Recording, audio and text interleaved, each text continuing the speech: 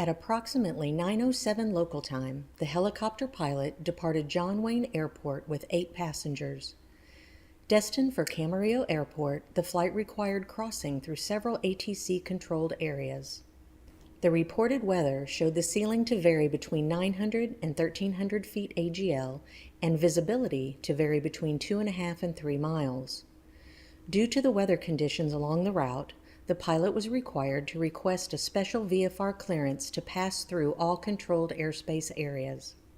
At 9:20, the pilot contacted Burbank Tower, stating their position southeast of the airport and requesting a transition through their airspace. The controller advised to hold outside the airspace due to inbound IFR traffic. At 9:21, the Burbank controller advised that the Van Nuys Airport was also IFR, to which the pilot replied that he understood.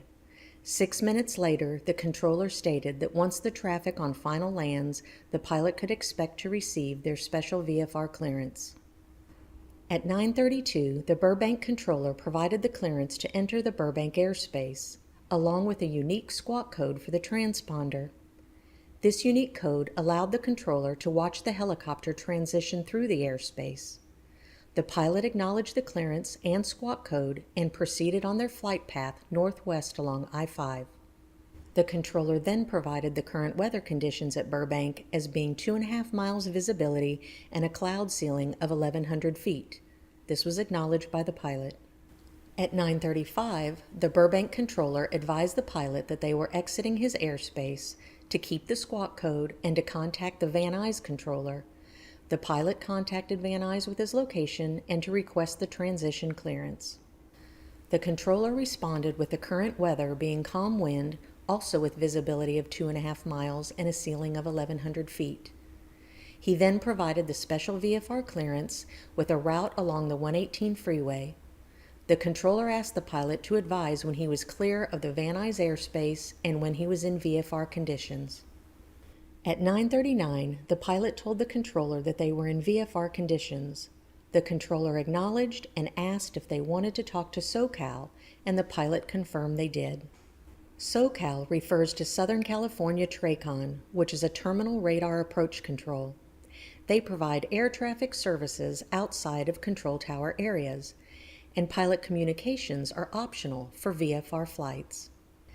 At 9:40, the pilot contacted SoCal, stating that they were transitioning in VFR conditions at 1,500 feet.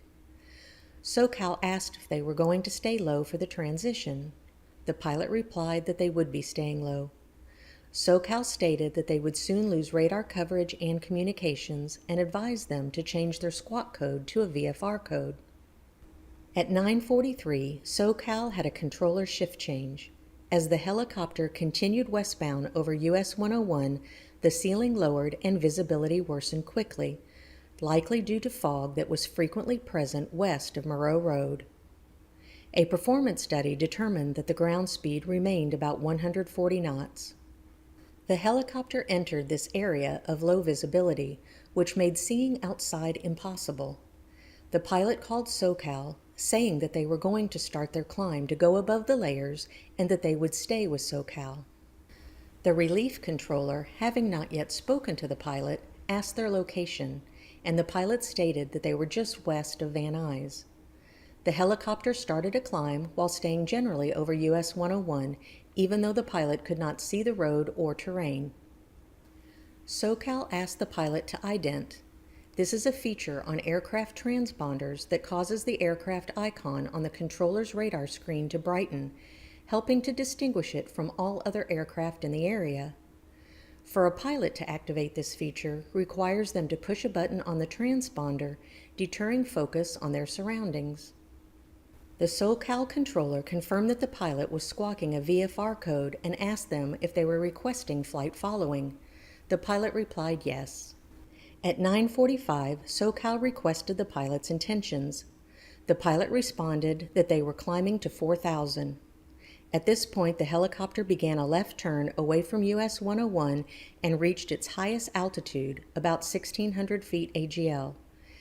This turn continued to steepen, and the helicopter began to descend rapidly during the next radio call. SoCal asked what they were going to do once they got to the targeted altitude. However, there were no further radio transmissions from the pilot. A few seconds later, the helicopter impacted terrain near Calabasas, resulting in fatal injuries to the pilot and all 8 passengers. The accident investigation showed that the probable cause was the pilot's decision to continue flight under VFR into IMC, which resulted in the pilot's spatial disorientation and loss of control.